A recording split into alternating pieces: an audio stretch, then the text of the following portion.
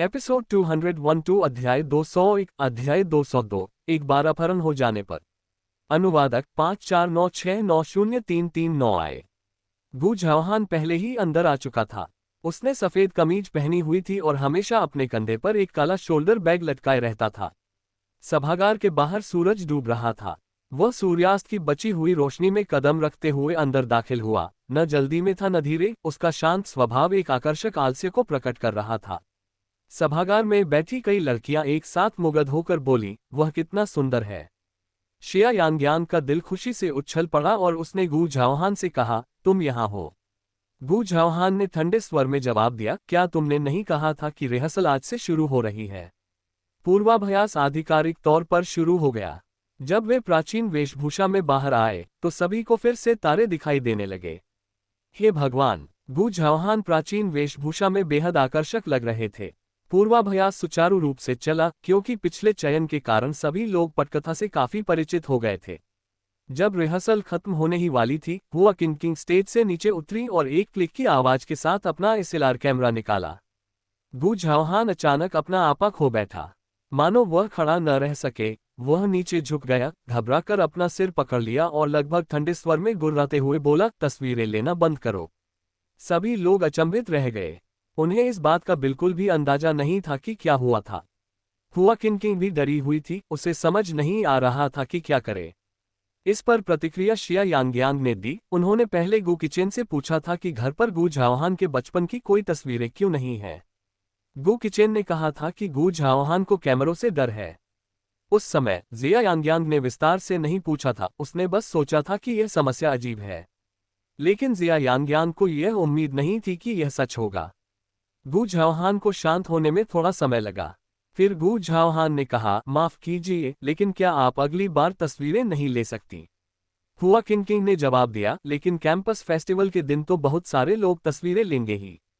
अगर आप इसे बर्दाश्त नहीं कर सकती तो आप कैसे परफॉर्म करेगी। घर लौटते समय गू झाओहान और शिया यांग्यांग एक के बाद एक चल रहे थे। गू हवेली स्कूल से ज्यादा दूर नहीं थी, लगभग आधे घंटे की पैदल दूरी पर।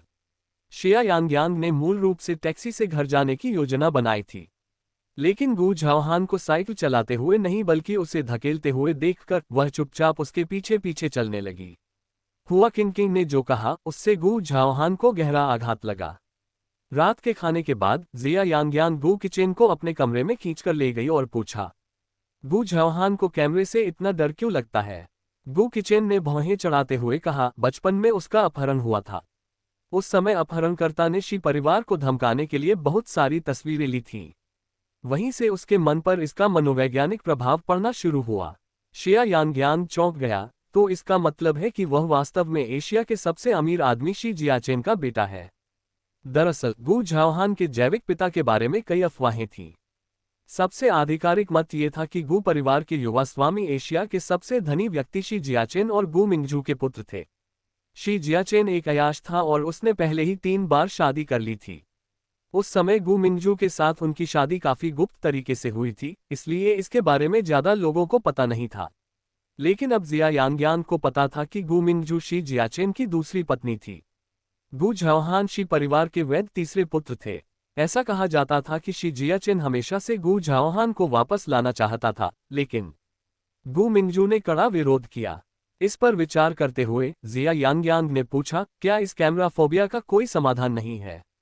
गू किचेन ने कहा, हमने उसके बचपन से ही कई बार कोशिश की है और हमने कई मनोवैज्ञानिकों को भी बुलाया है। उस पर इसका बहुत गहरा असर पड़ा है। शियाओ हान का ठंडा और अंतर्मुखी स्वभाव भी उस घटना से कुछ हद तक प्रभावित है। इस समय गू किचेन के चेहरे पर खेद के भाव थे। उस साल वह 13 साल का था और गू झाओहान 6 साल की। उस दिन वह गू झाओहान को मनोरंजन पार्क ले गया और फिर शिया यांग्यांग ने गू किचेन का हाथ थामते हुए कहा, तुम खुद को दोष नहीं दे सकते, तुम्हें इतना आत्मनिंदा नहीं करनी चाहिए। आखिरकार उस समय तुम खुद भी एक बच्चे ही थे। अध्याय 202 अध्याय 203 जहर से जहर का मुकाबला करें। अनुवादक 54,96,90,339। गू किचेन की आवाज धीमी हो गई, मैं हमेशा से शियाओ हान और अपनी बहन का ऋणी रहा हूं। उस समय उसकी रक्षा न कर पाना मेरी गलती थी। जब वह बच्चा था तो वह हंसमुख था, खूब हंसता था। शिया यांग्यांग ने गू किचेन को आत्मनिंदा करते देखा। उसे असहज महसूस हुआ, लेकिन वह नहीं जानती थी कि उसे कैसे सांत्वना दे। अगले दिन जिया यांग्यांग और गू जाओहान एक साथ साइकिल से स्कूल गए, लेकिन यात्रा के दौरान उन्होंने एक शब्द भी नहीं कहा। दोपहर की क्लास खत्म होने के बाद जिया यांग्यांग ने अचानक स्कूल के मनोवैज्ञानिक से मिलने का फैसला किया। शाम को शिया यांग्यांग पूर्वाभ्यास की तैयारी के लिए पूर्वी हॉल में गईं। ड्रामा क्लब के सदस्य अभी तक नहीं आए थे। वहां सिर्फ वेन शियाओचू ही थी, जो हॉल की सफाई कर रही थी। शिया यांग्यांग को उदास देखकर वेन शियाओचू जल्दी से उसके पास दौड़ी और पूछा, क्या तुम्हें पता चला कि असल में क्या हो रहा है? ये गू झाओहान का रहस्य था, इसलिए जिया यांग्यांग इसका कुछ भी खुलासा नहीं कर सकती थी। शिया यांग्यांग ने कहा, यह बचपन में झेली कुछ घटनाओं की वजह से है। ये काफी पेचीदा मामला है। मैंने आज दोपहर एक मनोवैज्ञानिक से सलाह ली। वेन शियाओचू ने पूछा, मनोवैज्ञानिक ने क्या कहा? मनोवैज्ञानिक ने कहा कि यदि सकारात्मक मनोवैज्ञानिक हस्तक्षेपों को आजमाया जा चुका है, तो एकमात्र उपाय मनोवैज्ञानिक बाधा को दूर करने के लिए जबरन हस्तक्षेप करना ही बचता है। वेन शियाओचू ने कहा, तुम्हारा मतलब है जहर का मुकाबला जहर से करना, उसे तस्वीरों की बौछार करके उसके डर का सामना करने के लिए मजबूर करना। शिया यांग्यांग ने सिर हिलाते हुए कहा, लेकिन ये बहुत क्रूर लगता है और हमें ऐसा करने का कोई अधिकार भी नहीं है। वेन शियाओचू ने चिंता से कहा, लेकिन अब भूमिकाएं बदलने में बहुत देर हो चुकी है, हमें क्या करना चाहिए? मैं जबरन इलाज करवाने के लिए सहमत हूं। पीछे से एक ठंडी मर्दाना आवाज सुनाई दी। जिया यांग्यांग और वेन जियाओचू गू झाओहान को देखने के लिए मुड़े। जिया यांग्यांग ने कहा, लेकिन आप? गू झाओहान की आवाज उदासीन थी, बस इसे वैसे ही आजमाओ जैसे तुमने कहा था। शाम तक सभी सदस्य आ चुके थे। शिया यांग्यांग ने हॉल का दरवाजा बंद कर दिया और रोशनी धीमी कर दी। शिया यांग्यांग ने फोटोग्राफी क्लब से कुछ डीएसएलआर कैमरे उधार लिए। अब सबके पास एक एक था और वे मंच के नीचे खड़े थे। गू झाओहान मंच पर लगभग भावहीन होकर अकेली खड़ी थी। शिया यांग्यांग गंभीर दिख रही थी। चलिए शुरू करते हैं। उसी क्षण सभी ने अपने कैमरे उठाए और तस्वीरें खींचना शुरू कर दिया, और मंद रोशनी वाला हॉल तुरंत स्पॉटलाइट की चमक से भर गया। मंच पर गू झाओहान ने चीख मारी, मानो सहज प्रतिक्रिया में अपनी आंखों को ढक लिया हो। वह लड़खड़ा रहा था और मंच पर रखे प्रॉप टेबल को पकड़े हुए था। शिया यांग्यांग ने तुरंत चिल्लाकर कहा, रुको, रुको मत, चलते रहो। गू झाओहान ने लड़खड़ाते हुए कुछ शब्द कहे। सभी ने शिया यांग्यांग की ओर देखा। उसने सिर हिलाया और फोटोशूट जारी रहा। मंच पर गू झाओहान को देखकर ऐसा लग रहा था मानो वह किसी भीषण सजा को भुगत रहा हो। उसका हाथ प्रॉप टेबल पर था, उंगलियां सफेद पड़ रही थीं, आंखें कसकर बंद थीं, मानो वह किसी दर्दनाक याद में खोया हुआ हो, और उसका शरीर अनियंत्रित रूप से कांपने लगा था। अंत में वह मेज पर गिर पड़ा। ऐसा लग रहा था कि वह खड़ा होने में असमर्थ है। अंततः गू झाओहान गिर पड़ा। शिया यांग्यांग मंच पर दौड़कर आए और बोली, गू झाओहान, क्या तुम ठीक हो? उसने सबको हाथ हिलाकर कहा, आज के लिए बस इतना ही, गोली चलाना बंद करो। गू झाओहान फर्श पर एक बच्चे की तरह सिकुड़कर बैठा था, अपना सिर घुटनों में छिपाए हुए कांप रहा था।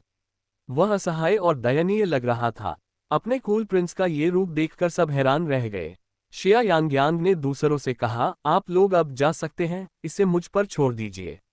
गू झाओहान की गरिमा का सम्मान करना उनका कर्तव्य है, ये समझते हुए सभी लोग तुरंत वहां से चले गए। हॉल में केवल जिया यांग्यांग और गू झाओहान ही बचे थे, जो एक दमनकारी और धूसर रंग की प्रकाश किरण में घिरे हुए थे। अध्याय 203, अध्याय 204, एक मधुर क्षण। अनुवादक 54,96,90,339। शिया यांग्यांग घुटनों के बल बैठ गई और अपनी चिंता व्यक्त करते हुए बोली, गू झाओहान, क्या तुम ठीक हो? गू झाओहान अभी भी कांप रहा था। शिया यांग्यांग को समझ नहीं आ रहा था कि क्या करे। शायद उसे ये तरीका अपनाना ही नहीं चाहिए था। शिया यांग्यांग ने कहा, मैं बत्ती जला देता हूं, शायद इससे मदद मिले। मत जाओ। शिया यांग्यांग अभी उठी भी नहीं थी कि गू झाओहान ने उसका हाथ पकड़ लिया। उसने अपना सिर नहीं उठाया और अपनी सिकुड़ी हुई मुद्रा बनाए रखी, लेकिन अपना हाथ आगे बढ़ाकर जिया यांग्यांग के हाथ को कसकर पकड़ लिया। शिया यांग्यांग चुपचाप उसके बगल में बैठ गई और बोली, मैं नहीं जाऊंगी। वे अनिश्चित समय तक चुपचाप बैठे रहे। गू झाओहान की पकड़ के कारण शिया यांग्यांग के हाथ में सुन्नपन आने लगा, लेकिन जिया यांग्यांग ने धीरे धीरे गू झाओहान की कांपती सहजता को महसूस किया।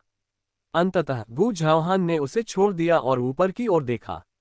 शिया यांग्यान का हाथ उसकी पकड़ से पीला पड़ गया था और उसमें लगभग सारी संवेदना खत्म हो गई थी। लेकिन फिर भी उसने चिंता से गू झाओहान से पूछा, क्या अब आप बेहतर महसूस कर रहे हैं? गू झाओहान का चेहरा धीरे धीरे सामान्य हो गया था। जिया की ओर देखते हुए, यांग्यान का पीला पड़ा हाथ, वह थोड़ा क्षमाप्रार्थी लग रहा था। मुझे खेद है। शिया यांग्यान चौंक गई, फिर उसने उसका हाथ हिलाया और हंसते हुए कहा, कोई बात नहीं, थोड़ी देर में सब ठीक हो जाएगा। गू झाओहान ने कहा, चलो घर चलते हैं। शिया यांग्यान ने अपनी घड़ी देखी, 9 बज चुके थे। वे दोनों एक साथ साइकिल से घर गए।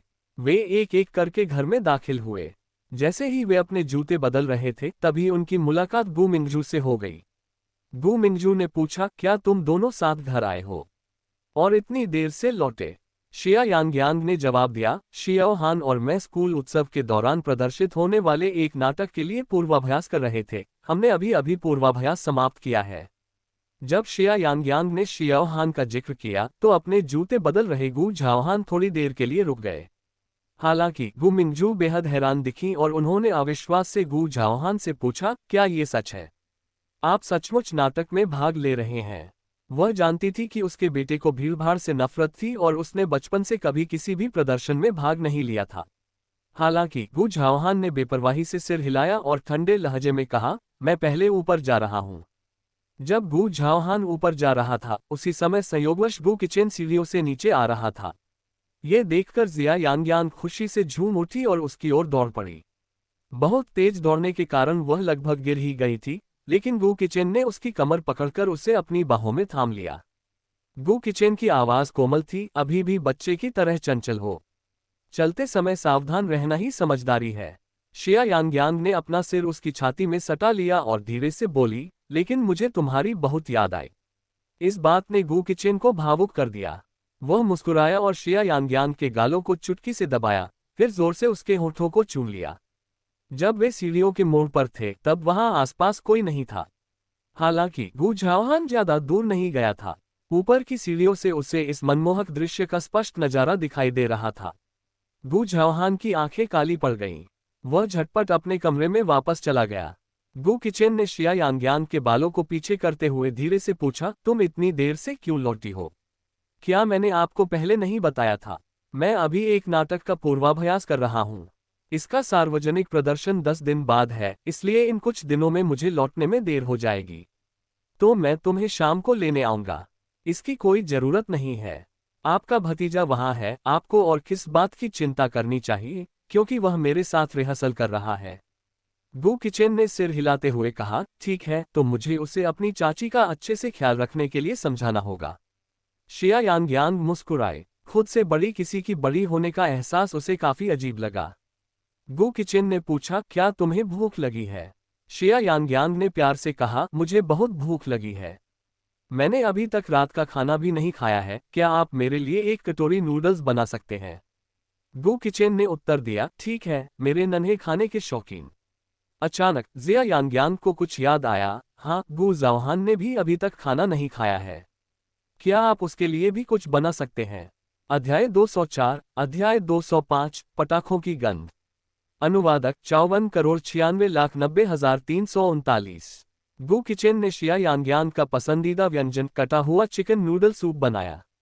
ये शोरबा जंगली मुर्गी के सूप से बना था और बेहद स्वादिष्ट था। बस किनारे खड़ी होकर ही शिया यांग्यान के मुंह में पानी आ रहा था। गू किचेन ने कहा, यह लगभग तैयार है। जाओ और शियाओ हान को रात के खाने पर बुलाओ। शिया यांग्यान ने बात मान ली और खुशी खुशी भोजन कक्ष से गू झाओहान के कमरे में चली गई। उसने दरवाजे पर 2 बार दस्तक दी और गू झाओहान ने दरवाजा खोला। दरवाजे पर शिया यांग्यान को देखकर गू झाओहान ने थोड़ा सा माथा सिकोड़ा। गू झाओहान ने पूछा, यह क्या है? शिया यांग्यान ने कहा, आह, चेन ने रात का खाना बनाया है, चिकन नूडल सूप। तुमने भी रात का खाना नहीं खाया, चलो साथ में खाते हैं। गू झाओहान ने ठंडे लहजे में जवाब दिया, मुझे भूख नहीं है। फिर उसने दरवाजा बंद कर दिया। जिया यांग्यान चकित थी। वह वास्तव में गू झाओहान के व्यक्तित्व को समझ नहीं पा रही थी। उसे लगा कि उनके रिश्ते में सुधार आया है। उसका मिजाज इतना अप्रत्याशित था। शिया यांग्यान अकेले ही भोजन कक्ष में लौट आए। गू किचेन पहले ही मेज पर नूडल्स के 2 कटोरे परोस चुका था। शिया यांग्यांग ने कहा, तुम्हारा बड़ा भतीजा भूखा नहीं है और खाना नहीं खाएगा। गु किचेन की भौहें थोड़ी सिकुड़ गईं। शिया यांग्यांग बैठते हुए बोली, चिंता मत करो, मैं ये सब खा लूंगी। मेज पर रखे स्वादिष्ट भोजन को देखकर शिया यांग्यांग खुद को रोक नहीं पाए। देखते ही देखते उसने नूडल्स का एक कटोरा खत्म कर दिया, यहां तक कि सूप भी गायब हो गया। गु किचेन ने हंसते हुए कहा, धीरे धीरे खाओ, कोई तुमसे मुकाबला नहीं कर रहा है। शिया यांग्यांग को बहुत भूख लगी थी। 2 कटोरी खाना खत्म करने के बाद उसने अपने पेट पर हाथ फेरते हुए कहा, पतिदेव, आप मुझे बहुत लाड़ प्यार से मोटा कर रहे हैं। गु किचेन ने हाथ बढ़ाकर जिया यांग्यांग के भरे हुए गाल को चुटकी से दबाया और कहा, वजन बढ़ना अच्छा है, फिर मैं मांस खा सकता हूं। मैं सुअर नहीं हूं, तुम तो बस एक लालची छोटे सुअर हो। जब वे आपस में बहस कर रहे थे तभी मिंगजू अंदर आ गया। मिंगजू को देखते ही शिया यांग्यांग तुरंत सीधी होकर बैठ गई और बहन कहकर अभिवादन किया। इस घर में जिस व्यक्ति से शिया यांग्यांग थोड़ा डरती है वह वास्तव में मिंगजू है।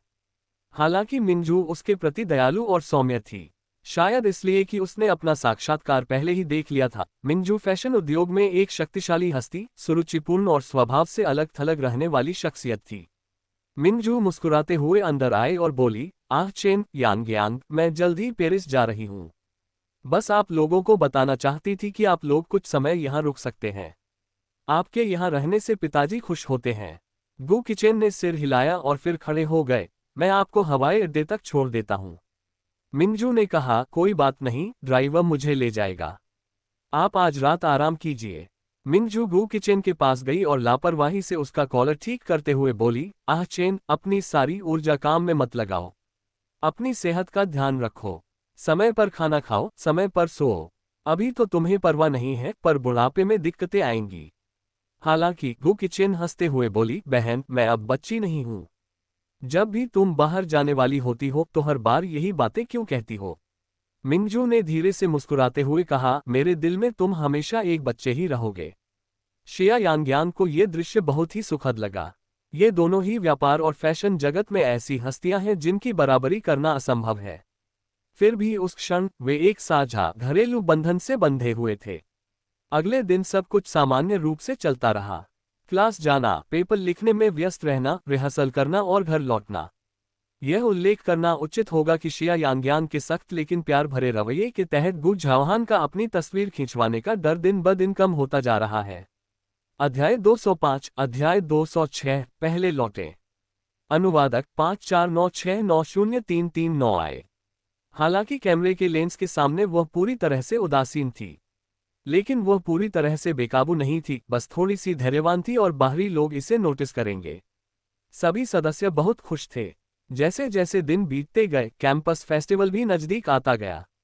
पिछले कुछ दिनों में शिया यांग्यांग और गु झाओहान भी घर लौटने के बाद पूर्वाभ्यास कर रहे थे।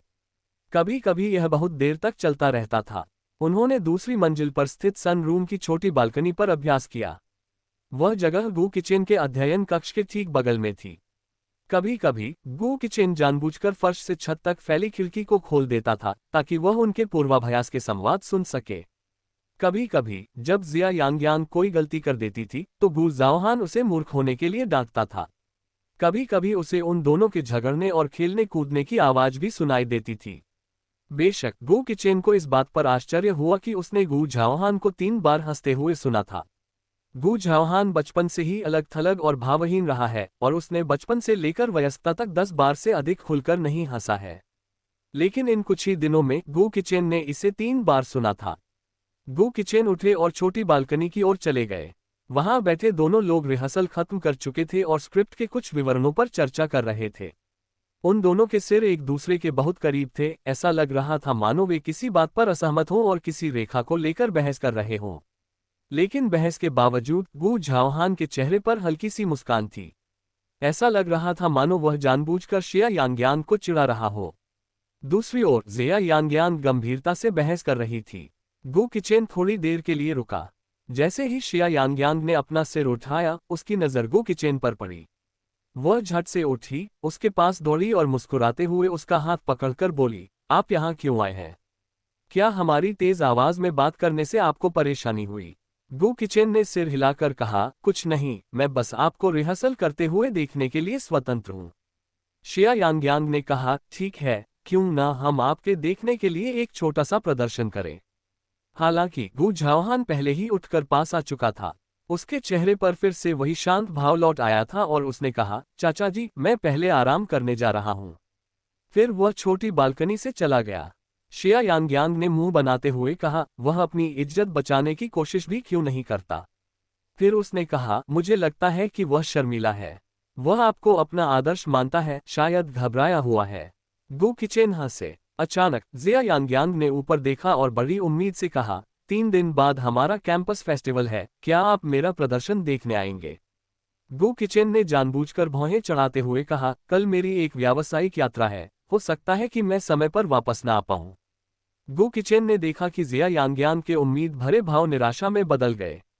ये लड़की किताब के पन्ने पलटने से भी तेजी से अपना चेहरा बदल लेती है। गु किचेन ने अचानक उसका गाल चुटकी से दबाया और कहा, ठीक है, मैं जाता हूं। मैं एक दिन पहले वापस आ जाऊंगा और अगले दिन तुम्हारे प्रदर्शन को देखने जरूर आऊंगा। शिया यांग्यांग तुरंत उत्साहित हो गई, हमारा प्रदर्शन दोपहर 3 बजे शुरू होता है, ये कैंपस फेस्टिवल का आखिरी कार्यक्रम है, इसे देखना न भूलें। गु किचेन अगले दिन व्यापारिक यात्रा पर चले गए। उसने हताशा में यात्रा कार्यक्रम को छोटा कर दिया और कैंपस उत्सव की पूर्व संध्या पर वापसी की उड़ान भरी। इससे पहले उसने जिया यांग्यांग से फोन पर झूठ बोला था और कहा था कि वह शायद आज रात वापस नहीं आ पाएगा। शिया यांग्यांग थोड़ी निराश थी, लेकिन गु किचेन शाम 9:30 बजे गु के बगीचे में पहुंचे।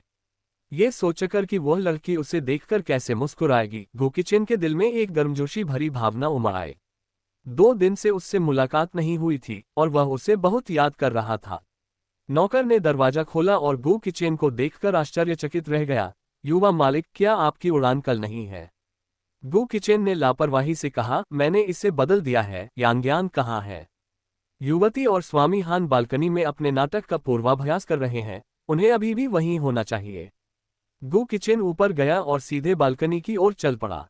अध्याय 206, अध्याय 207, मुठभेड़।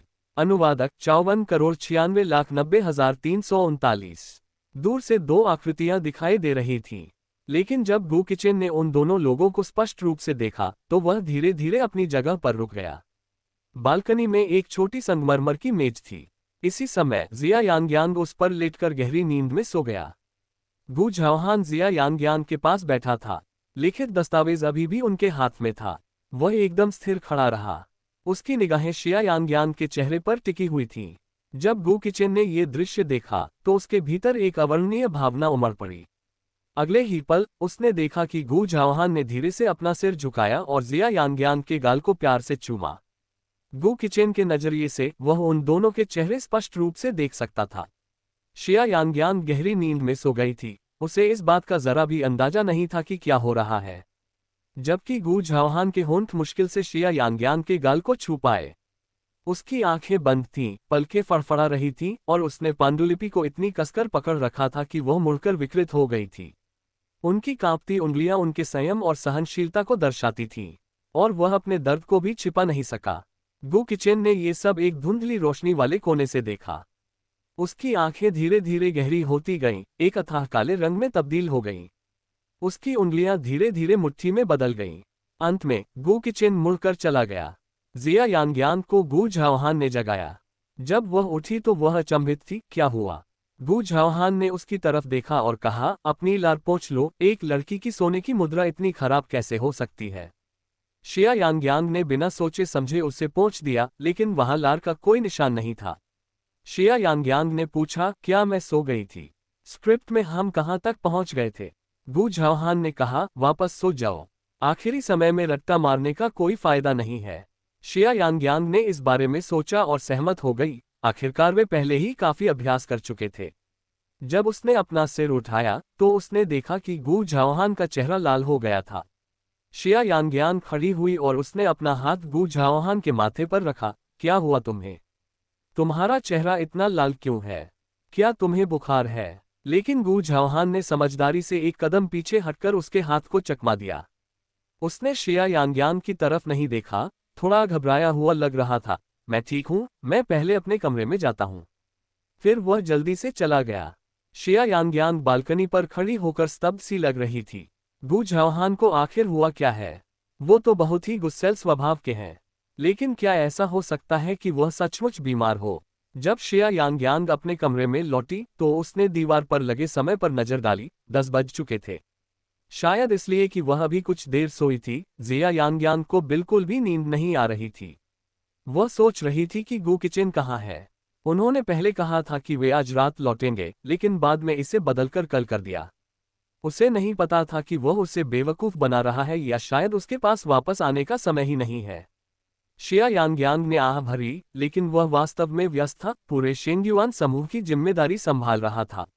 शिया यांग को लगा कि उसे शिकायत करने का कोई अधिकार नहीं है, लेकिन उसे उसकी बहुत याद आती थी। कुछ देर हिचकिचाने के बाद उसने गु किचेन को फोन करने का फैसला किया। काफी देर तक कोई जवाब नहीं मिला। क्या वह सो गया है? जैसे ही शिया यांग हार मानने ही वाली थी, तभी उसे दूसरी तरफ से गु किचेन की गहरी आवाज सुनाई दी। तुम्हें क्या चाहिए? उसकी आवाज सुनकर शिया यांग का संतुलन बिगड़ गया, क्योंकि गु किचेन की आवाज इतनी ठंडी थी मानो बर्फ के टुकड़े हवा में तैर रहे हों। पहले जब भी वह उसे फोन करती थी तो वह इस लहजे में बात नहीं करता था। शिया यांग थोड़ी घबरा गई और जवाब दिया, कोई बड़ी बात नहीं, मैं बस ये पूछना चाहती थी कि आप क्या कर रहे हैं। गु किचेन की आवाज एकदम ठंडी और निर्मल थी। मैं एक मीटिंग में हूं। अध्याय 207, अध्याय 208, प्रसिद्धि की ओर बढ़ना या स्वयं को मूर्ख बनाना। अनुवादक 54,96,90,339। शिया यांग को थोड़ी सी निराशा महसूस हुई। शायद गु किचेन के ठंडे लहजे ने उसकी उम्मीदों पर पानी फेर दिया था, लेकिन हो सकता है कि उसने उसे सचमुच परेशान कर दिया हो। तो फिर आपको काम पर वापस लौट जाना चाहिए। हल्की सी आह भरकर गु किचेन ने फोन काट दिया। फोन हाथ में लिए शिया यांग की निराशा और भी गहरी होती चली गई। उसे बस उसकी याद आ रही थी और वह उसकी आवाज सुनना चाहती थी। उस समय गु किचेन शेंग्युआन बिल्डिंग की 99वीं मंजिल पर स्थित अपने कार्यालय में फर्श से छत तक फैली खिड़की के सामने खड़े थे। उसके हाथ में एक सिगरेट थी जो अभी तक बुझी नहीं थी। वह बहुत कम धूम्रपान करता था। धुएं के पतले गुबार में एक बेहद ठंडा चेहरा दिखाई दे रहा था। अभी अभी बालकनी पर जो दृश्य हुआ था वह उसके दिमाग में फिर से ताज़ा हो गया। उसकी उंगलियां भींच गईं, उसे एक अजीब सी झुंझलाहट महसूस हो रही थी। उन्हें इसकी बिल्कुल भी उम्मीद नहीं थी। अगले दिन ए विश्वविद्यालय में कैंपस फेस्टिवल था। ए विश्वविद्यालय का पूरा परिसर चहल पहल और उत्साह से भरा हुआ था। आज विश्वविद्यालय आम जनता के लिए खुला था और अन्य विद्यालयों के छात्र भी आकर इसका दौरा कर सकते थे। बेशक सबसे आकर्षक आयोजन 32 कॉलेजों के बीच आयोजित कैंपस फेस्टिवल परफॉर्मेंस प्रतियोगिता थी। शिया यांग के नाटक का प्रदर्शन दोपहर 3 बजे शुरू हुआ। यह पूरी प्रतियोगिता का अंतिम प्रदर्शन था। स्टेज पर जाने से ठीक पहले जिया यांग बैकस्टेज पर लगातार अपना फोन चेक कर रही थी। वह सोच रही थी कि गु किचेन ने उसे अभी तक संदेश क्यों नहीं भेजा है। उसने आने का वादा किया था। क्या वह सचमुच इतना व्यस्त हो सकता है? लेकिन अगर वह नहीं आ सकता तो कम से कम उसे संदेश तो भेज दे। जा यांग ये सोचकर हिचकिचा रही थी कि उसे गु किचेन को फोन करना चाहिए या नहीं, लेकिन उसे पिछली रात की तरह ही अस्वीकार किए जाने का डर था। उसे पता ही नहीं चला कि वह कब इतनी सतर्क हो गई।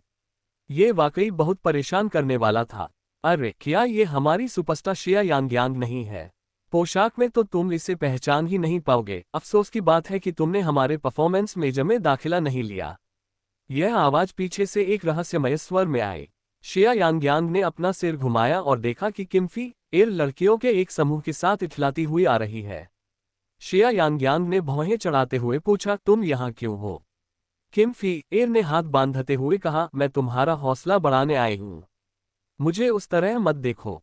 मैं सचमुच तुम्हें बधाई देने आई हूँ। अच्छा प्रदर्शन करो, मैं अंत तक देखती रहूंगी। इसी समय गु झाओहान वहां आ गया। बिना कुछ कहे वह किम्फी एर के पास गया और बोला, मुसीबत खड़ी मत करो। गु झाओहान को देखकर किम्फी एर मुस्कुराए और बोली, राजकुमार आप आज बहुत ही आकर्षक लग रहे हैं। मैं प्रदर्शन के बाद आपके लिए फूल लाऊंगी। कोई जरूरत नहीं। गु झाओहान का चेहरा एकदम ठंडा था। वेन शियाओचू दौड़कर आए और बोली, बातें करना बंद करो, अब हमारी बारी है। चलो मंच पर जाने के लिए तैयार हो जाते हैं। शिया यांग के पास आगे सोचने का समय नहीं था और वह जल्दी से मंच पर चली गई। किम्फी एर के बगल में खड़ी एक लड़की ने कहा, प्रिंस सचमुच उसकी रक्षा कर रहे हैं। शिया यांग कितनी भाग्यशाली है। उसने तुम्हारी भूमिका छीन ली और सबका ध्यान अपनी ओर खींच लिया। शायद आज उसे प्रतिभा खोजी जाए और वह मनोरंजन जगत में रातों रात मशहूर हो जाए। मैंने अभी अभी कई मशहूर एजेंटों को देखा। किम फी एर के होठों के कोने पर एक अजीब सी मुस्कान उभर आई। प्रदर्शन अभी शुरू नहीं हुआ है। कौन जाने परिणाम क्या होगा। क्या वह प्रसिद्धि पाएगी या खुद को मूर्ख साबित करेगी, कौन कह सकता है। शिया यांग्यांग, तुमने मेरी भूमिका छीन ली, मेरे प्रिय व्यक्ति को मुझसे छीन लिया। मैं तुम्हें ये दिन हमेशा के लिए याद दिलाऊंगा। कार्यक्रम शुरू हुआ और सभागार की बत्तियां मंद हो गईं। पर्दा उठा, संगीत बजने लगा। झू परिवार, जो अपने शालीन व्यवहार के लिए मीलों दूर तक प्रसिद्ध है। दृढ़ निश्चयी यंगताई अपनी पढ़ाई के लिए हैंग शहर जा रही है। झू परिवार की वह अनमोल रत्न अपना चेहरा दिखाकर अपने परिवार को शर्मिंदा कर बैठी। हालांकि वे उसे हैंग सिटी जाने देने के लिए अनिच्छुक हैं, लेकिन उन्हें उसके बिगड़ते स्वास्थ्य का डर है। कथावाचक की आवाज में पात्र एक के बाद एक मंच पर आते गए। पुनश्च जो परियां पाठक समूह में शामिल होना चाहती हैं, वे जियाओ क्यूई के वीचैट मॉय 990i007 को जोड़ सकती हैं। अध्याय 208, अध्याय 209, अप्रत्याशित मंच घटना। अनुवादक 54,96,90,339। ये प्रस्तुति सफल रही। बीच बीच में बजने वाली तालियों से यह स्पष्ट था। अपने ब्रेक के दौरान जिया यांग्यांग लगातार मंच के पीछे से दर्शकों को देखती रही।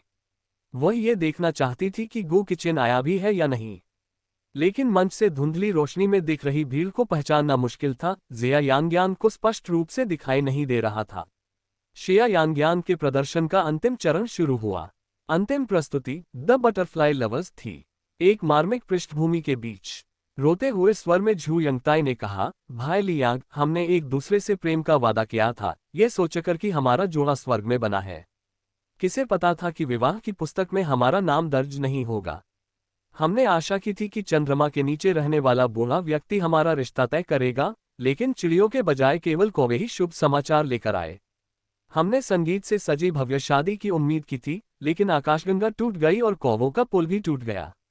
हमने आपके घर पर दुल्हन की पालकी आने का इंतजार किया, लेकिन बदले में हमें सफेद कफन मिला। हे भाई लियांग, मैं साथ जीना नहीं बल्कि साथ मरना चाहती हूँ। इसी क्षण आकाश अचानक बदल गया, गरज और बिजली कड़कने लगी। झू यंगताई ने मीनार से छलांग लगा दी। यह 1 मीटर ऊंचे प्लेटफॉर्म से एक छोटी सी छलांग थी, जिसके लिए सीढ़ियां और अन्य सहायक उपकरण पहले से ही व्यवस्थित किए गए थे। मात्र 1 मीटर की दूरी से गिरने के बावजूद वह एक मुलायम गद्दे पर उतरी, जिससे ये सुनिश्चित हो गया कि उसे चोट नहीं लगेगी। इसे पौधों और फूलों के सहारे से ढका गया था। अंत में झू यंगताई लेट गई और मृतक लियांग शानबो के साथ 2 तितलियों में परिवर्तित हो गई। इसलिए कूदने के बाद जिया यांग्यांग को प्रदर्शन समाप्त होने और पर्दा गिरने तक तकिए पर स्थिर लेटना पड़ा। बगल से यह कथन आया, तब से सभी इंद्रधनुषों और खिलते फूलों के बीच 2 तितलियां हमेशा एक साथ फड़फड़ाती और नाचती हुई दिखाई देती हैं। कहा जाता है कि ये लियांग शानबो और झू यंगताई अपने तितली रूप में थे। अपने रूप परिवर्तन के बाद वे संसार के अंत तक अविभाज्य रहे। शिया यांग्यांग वहीं बेसुध पड़ी रही। उसका मन इस बात को लेकर परेशान था कि क्या गु किचेन आ जाया होगा। लेकिन अचानक स्टेज की लाइटें अनियमित रूप से चमकने लगीं, जिससे रोशनी और अंधेरा दोनों झिलमिलाने लगे। अगले ही पल मंच के किनारे से एक ढांचा टूटकर गिर गया और सीधे जिया यांग्यांग की ओर जा गिरा। नीचे बैठे दर्शकों के बीच दहशत भरी चीखें गूंज उठीं। शिया यांग्यांग गहरी सोच में डूबी हुई थी और उसने पहले तो कोई प्रतिक्रिया नहीं दी। अगले ही पल गु झाओहान, जो मंच के पीछे थे, दौड़कर मंच पर आ गए। उसने अपना शरीर शिया यांग्यांग के ऊपर डाल दिया। दर्द से भरी एक दबी हुई कराह सुनाई दी। ट्रस सीधे गु झाओहान की पीठ पर गिरा। प्यूरेन अस्पताल। शिया यांग्यांग और गु किचेन दोनों आपातकालीन कक्ष के बाहर खड़े थे। शिया यांग्यांग एक कुर्सी पर बैठी थी। उस घटना के बारे में सोचते ही वह अनियंत्रित रूप से कांपने लगती थी। अगर गु झाओहान दौड़कर बाहर न आता और अपने शरीर को मानव ढाल के रूप में इस्तेमाल न करता, तो शायद अब वह अस्पताल के बिस्तर पर होती। लेकिन जिया यांग्यांग को इस बात का जरा भी अंदाजा नहीं था कि उसकी हालत कितनी गंभीर थी। गु किचेन आपातकालीन कक्ष के प्रवेश द्वार पर खड़ा था। जब शिया यांग्यांग ने अपना सिर उठाया तो उसे उसकी परछाई दिखाई दी। तो गु किचेन उनका प्रदर्शन देखने आया था और पास ही बैठा था। घटना घटने के बाद गु किचेन सबसे पहले मंच पर पहुंचे और गु झाओहान को अस्पताल ले गए। अगर उसकी शांति और निर्णायकता न होती तो जिया यांग्यांग को पता ही नहीं चलता कि क्या हुआ होता। गु किचेन जिया यांग्यांग के पास गए और उनके कांपते हाथों को थामते हुए बोले, ज्यादा चिंता मत करो, वह ठीक हो जाएगा। शिया यांग्यांग ने गु किचेन की ओर देखा और कहा, लेकिन मुझे डर लग रहा है। गु किचेन ने उसे दिलासा देते हुए कहा, डरो मत, मैं यहाँ हूँ। मैं शियाओ हान को कुछ नहीं होने दूंगा। तभी आपातकालीन कक्ष के दरवाजे खुल गए। नर्सों के एक समूह से घिरे एक डॉक्टर बाहर चले गए। शिया यांग्यांग तुरंत खड़ी हो गई और दौड़कर उसके पास गई। उसका दिल जोर से धड़क रहा था। निर्देशक याओ, गु झाओहान कैसा है? अध्याय 209। अध्याय 210। उसके लिए सूप बनाना सीखना। अनुवादक 54,96,90,339। निर्देशक याओ ने अपना मुखौटा उतारते हुए कहा, उनकी 9वीं पसली में फ्रैक्चर है, लेकिन ये ज्यादा गंभीर नहीं है। हालांकि न्यूमोथोरेक्स या हेमोथोरेक्स से बचाव के लिए उन्हें अस्पताल में निगरानी के लिए भर्ती करना होगा। लेकिन आपको ज्यादा चिंता करने की जरूरत नहीं है। युवा लोगों का स्वास्थ्य अच्छा होता है और वे जल्दी ठीक हो जाएंगे। गु किचेन ने राहत की सांस ली। जब उसने जिया यांग्यांग की ओर मुड़कर देखा तो वह पहले से ही रो रही थी। शिया यांग्यांग सचमुच हैरान रह गई। जब लोहे का मोटा ढांचा अभी अभी धड़ाम से गिरा तो ऐसा लगा मानो वह अचानक समुद्र में डूब गई हो। एक विशाल लहर उसे निगलने ही वाली थी, लेकिन गु झाओहान ने ऐन मौके पर उसे खींचकर अलग कर दिया। जब शिया यांग्यांग ने दोबारा गु झाओहान की तरफ देखा तो वह अस्पताल के बिस्तर पर लेटा हुआ था। उसकी छाती पर पट्टी बंधी हुई थी। वह सीधा बैठा था, उसके चेहरे पर पीड़ा के भाव थे। गु किचेन बिस्तर के पास गए और पूछा, आप कैसा महसूस कर रहे हैं? उसे आश्चर्य हुआ जब गु झाओहान ने हल्की सी मुस्कान के साथ कहा, चाचा जी, मैं ठीक हूँ। और माँ और दादाजी को मत बताना, मैं नहीं चाहता कि वे परेशान हो। गु किचेन ने उत्तर दिया, मैं समझ गया। गु झाओहान के बोलने के बाद उसने अपनी निगाहें गु किचेन के पीछे घुमा लीं। शिया यांग्यांग गु किचेन के पीछे से चलकर आए, उसकी आंखें अभी भी लाल थीं। तुम ठीक हो, तुम ठीक हो। लगभग एक ही समय पर दोनों ने एक ही शब्द कहे। एक बार जब बात हुई तो अस्पताल का कमरा मानो शांत हो गया। गु किचेन ने अपनी भौहें सिकोड़ी। शिया यांग्यांग ने सबसे पहले चुप्पी तोड़ी और कहा, मुझे चोट नहीं लगी, आपकी वजह से। गु झाओहान ने गु किचेन की ओर देखा। उसकी आवाज फिर से अपने सामान्य ठंडे और दूरी भरे लहजे में लौट आई, मुझे खुशी है कि तुम ठीक हो। उस स्थिति में मैं किसी के लिए भी ऐसा ही करता, इसलिए तुम्हें चिंता करने की जरूरत नहीं है। घर लौटते समय शिया यांग्यांग गु किचेन की कार में बैठी थी। आखिरकार उसे होश आ गया था। हालांकि पूरी यात्रा के दौरान गु किचेन चुप रहे, उनका चेहरा गंभीर था। कार के अंदर का तापमान कई डिग्री तक गिर गया। शिया यांग्यांग को और भी अधिक अपराधबोध महसूस हुआ। गु झाओहान गु किचेन का प्रिय भतीजा है और अब उसकी वजह से वह अस्पताल में भर्ती होने के लिए मजबूर है। निश्चित रूप से गु किचेन परेशान होंगे। शिया यांग्यांग ने गुप्त रूप से प्रायश्चित करने का संकल्प लिया। अगली सुबह जब गु किचेन ने अपनी आंखें खोली तो उसने पाया कि वह अकेला था। दीवार पर लगी घड़ी को देखकर पता चला कि अभी 5 बजकर कुछ ही मिनट हुए थे। गु किचेन ने भौहें चढ़ाते हुए बिस्तर से उठना शुरू किया। शिया यांग्यांग कमरे में मौजूद नहीं थी। उनके कमरे से निकलने के बाद वह रसोई में गया, जहां उसने जिया यांग्यांग को दलिया बनाते हुए पाया। गु किचेन पास जाकर पूछा, तुम क्या कर रहे हो? शिया यांग्यांग ने मुड़कर कहा, मैं शियाओ हान के लिए सादा दलिया बना रही हूँ। अभी वह ज्यादा कुछ नहीं खा सकता, वह सिर्फ दलिया ही खा सकता है। तुम नौकरानी से यह काम करवा सकते थे। शिया यांग्यांग ने जवाब दिया, मुझे बचाते हुए वह घायल हो गया, अब वह अस्पताल में भर्ती है और मैं ज्यादा कुछ नहीं कर सकती। इसलिए मैं केवल अपनी कृतज्ञता व्यक्त करने के लिए जो कर सकती हूँ वही कर सकती हूँ। शिया यांग्यांग ने पके हुए दलिया को पहले ही एक गर्म खाद्य पात्र में पैक कर दिया था। फिर उसने गु किचेन से कहा, वापस बिस्तर पर जाओ, मैं नाश्ता देने जा रही हूँ और फिर मैं सीधे स्कूल जाऊंगी। कई दिनों तक लगातार शिया यांग्यांग सुबह जल्दी उठकर दलिया बनाती रही। साधारण चावल की दलिया से लेकर चिकन की दलिया और मछली की पसली की दलिया तक वह हर दिन इसे बदलती रहती थी। सच तो यह है कि जिया यांग्यांग को खाना बनाने का हुनर नहीं था, लेकिन गु झाओहान ने घर के रसोइये से विशेष रूप से सलाह मांगी थी। देर रात तक बार बार अभ्यास किया और आखिरकार उसे इसमें महारत हासिल हो गई। इन दिनों वह सूप बनाना भी सीख रही थी। हर रात जब गु किचेन घर लौटता था तो वह जिया यांग्यांग को रसोई में व्यस्तता से काम करते हुए देखता था। फिर वह चुपचाप अपने अध्ययन कक्ष में चले जाते और बहुत देर रात तक कमरे में नहीं लौटते। शिया यांगयांग ने यह भी देखा कि गु किचेन इन दिनों विशेष रूप से व्यस्त लग रहा था और घर देर से आ रहा था। कभी कभी जिया यांगयांग जानबूझकर रसोई में व्यस्त रहती थी, उसका इंतजार करते हुए। जब गु किचेन लौट आती तो वह खुशी खुशी उनके अध्ययन कक्ष में उन्हें ताज़ा बना हुआ सूप परोसती। लेकिन जिया यांगयांग ने गौर किया कि गु किचेन ने कभी सूप नहीं पिया। अगली सुबह भी वह उनके अध्ययन कक्ष में डेस्क पर ही पड़ा होगा।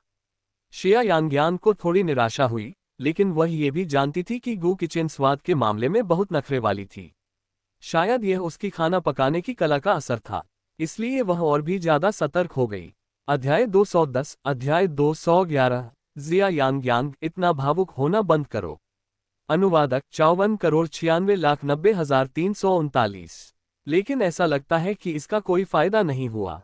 घर के सभी रसोइयों ने उसके खाना पकाने के कौशल की प्रशंसा की, तो गु किचेन एक निवाला भी क्यों नहीं चखेगी। आज शिया यांगयांग ने नारियल और चिकन का सूप बनाया।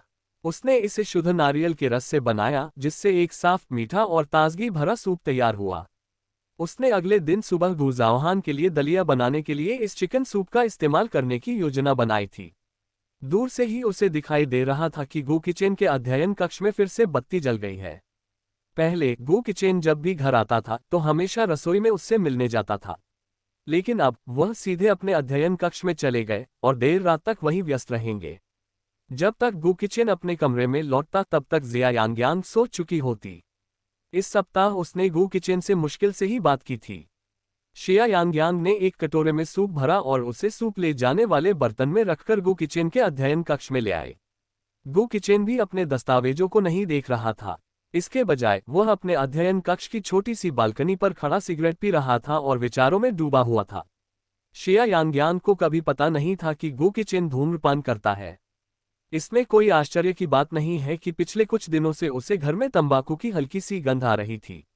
शिया यांगयांग दरवाजे पर खड़ी होकर हल्के से दस्तक दे रही थी। गु किचेन मुड़ गया। दरवाजे पर शिया यांगयांग को देखकर गु किचेन ने तुरंत अपनी सिगरेट बुझाई और अंदर चले गए।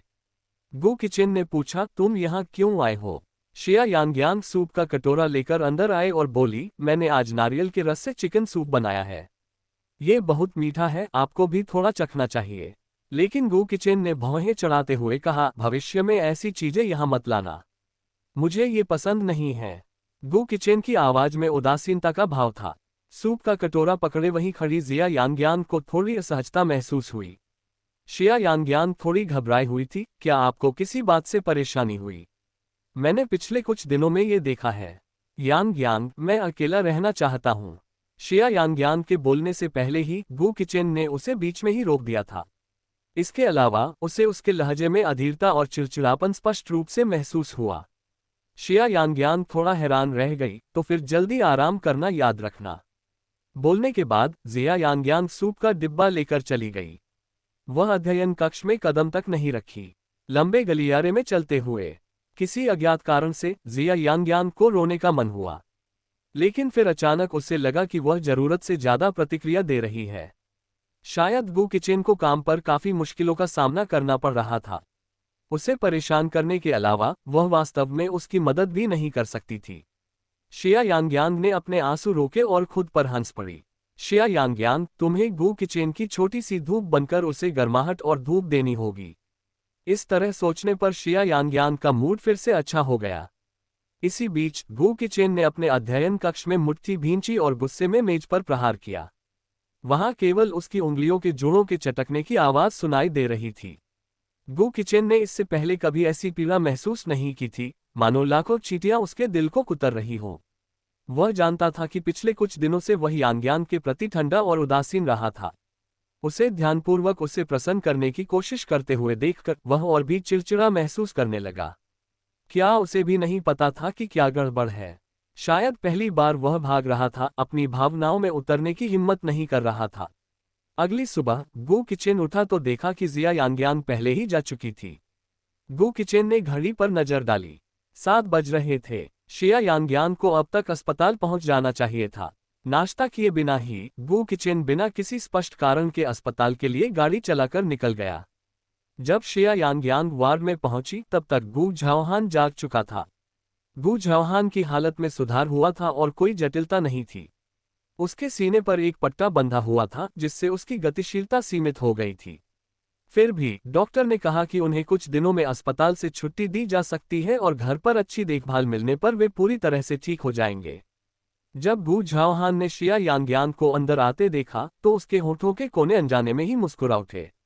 लेकिन उसने कहा, तुम यहाँ दोबारा क्यों आए हो? मैंने कहा था कि मुझे नाश्ता लाने के लिए तुम्हें इतनी मेहनत करने की जरूरत नहीं है।